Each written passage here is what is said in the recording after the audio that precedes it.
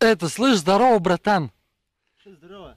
Это, слышь, братан, а чё это? Ну, ты чё, в какую сторону едешь?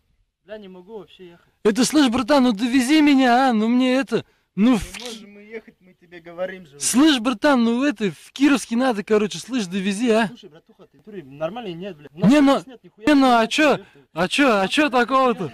Не, а чё такого-то, тяжело довести, что ли? Біздің отанымыз сенімді қолда. Әскерде бұдан басқа не істейсің? Басқа тірлік жоқ. Жалпы біздің жігіттер мықты ғой. Олар отан үшін жанын қияды.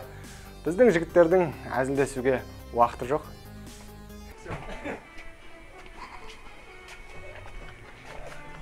Стара! Ты, варвар, убил моих братьев! За это ты ответишь своей головой! Вперед, раб! За Спарту! Мишка, я тебе помогу!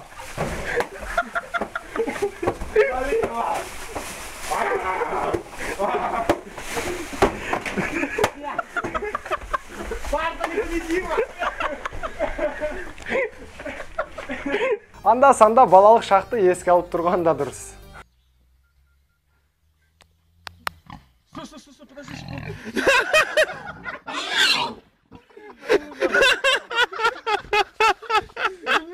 Бұл жерде бірдеңе айтудың өзі артық. Әскерде басқа істейтін ештеңе жоқ.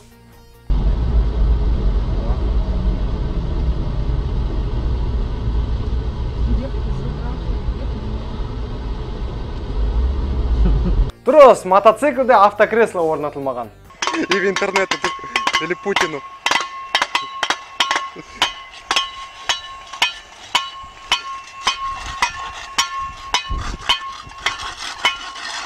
Таң қалмаңыздар, біз кезінде плоскоопспен қар тазалағанбыз. Все.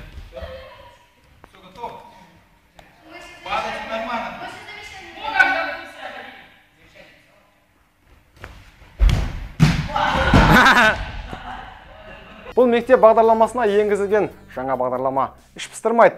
Жалпы жігіттер қыз баласын аялау үшін жаралған. Олар қыздарды сондай жақсы көреді, сыйлайды.